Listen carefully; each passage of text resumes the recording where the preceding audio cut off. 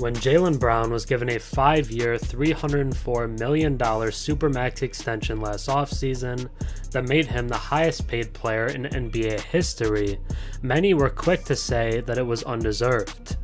It was too much, would make it impossible to build a true contender, and wasn't justifiable for a player that no one would have said was a top 10 guy in the league.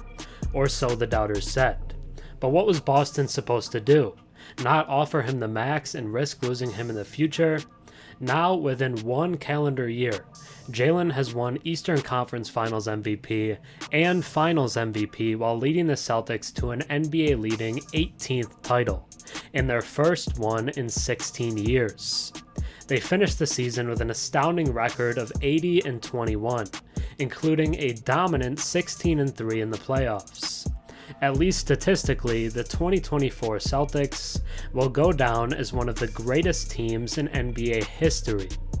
If you asked any Boston fan now, I'm sure they'd do that contract with Brown again 100 times out of 100. Because he backed it up in the best way possible, leading Boston to the promised land once again.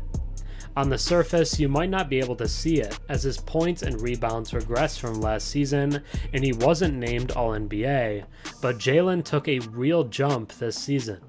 He went from a good defender to a great one, nearing all-defense level status. We saw that two-way play throughout the playoffs, and it was a big reason he won the MVPs and the Celtics won the title. Yes, his scoring dropped off a little, but the team added big-time players like Kristaps Porzingis and Jrue Holiday, and he adapted accordingly. He was undeniably a better all-around player this year than he has been any other season in his career.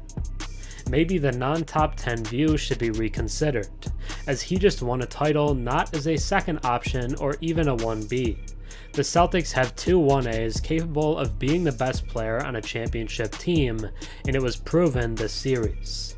I'm not saying he's necessarily the best player on the team, but I don't think that matters. It's a cool topic on a debate show, but Tatum and Brown are like brothers, and I genuinely don't think they could be happier for one another. But one thing is extraordinarily clear: Jaylen Brown was worth every penny. Now, let's take a deeper look. Before we get into Jaylen Brown's rise to Finals MVP, if you enjoy my content and watch a few videos of mine, think about subscribing. 96% of my viewers are actually not subscribed, so if you watched me before and enjoy the content, drop a sub and comment down below. It really helps the channel. Jaylen Brown was named the 2024 Bill Russell NBA Finals MVP after the Boston Celtics secured their 18th title on Monday night against the Dallas Mavericks. Brown garnered 7 out of the 11 MVP votes, with the remaining 4 going to his teammate Jason Tatum. Last offseason, Brown signed the largest contract in NBA history, and he has more than justified it this postseason. He also earned the Larry Bird Eastern Conference Finals MVP award as the Celtics swept the Indiana Pacers to reach the finals. Brown is now the first player in the short history of that award to also win the Finals MVP. During the Finals victory over the Mavs, Brown averaged 21 points, 5.5 rebounds, and 5 assists per game. He was the primary defender on Luka Doncic, and although Luka posted impressive individual stats, Boston's strategy of allowing Brown and others to guard him one-on-one effectively neutralized the Mavs' role players. Brown delivered several clutch moments throughout the finals, including a crucial mid-range jumper with about a minute left in Game 3, which is likely the divisive shot that secured the win for Boston. This was Brown's second trip to the finals. In his first appearance, his subpar shooting contributed to Boston's 2022 loss to the Warriors. He made only 43% of his field goals and 34% of his threes in that series. With Tatum also struggling, the Celtics couldn't score enough to compete with the Warriors. This time, however, scoring was no problem. Boston's offense came from nearly everyone, and if Brown needed redemption after the 2022 series, he certainly achieved it against Dallas. After Game 1 of the Finals, Mavs coach Jason Kidd labeled Brown as the best player on the Celtics. At the time, many saw this as a psychological tactic to create tension in Boston's locker room ahead of a crucial game.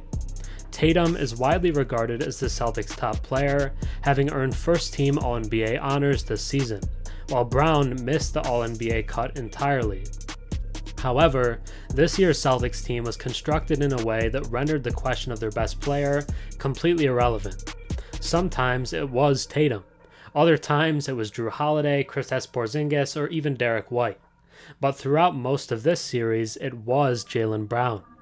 After years of hearing that he wasn't as good as his co-star, or that the Celtics should have traded him or not paid him, Brown has silenced the doubters with an outstanding postseason, culminating in an NBA Finals MVP award.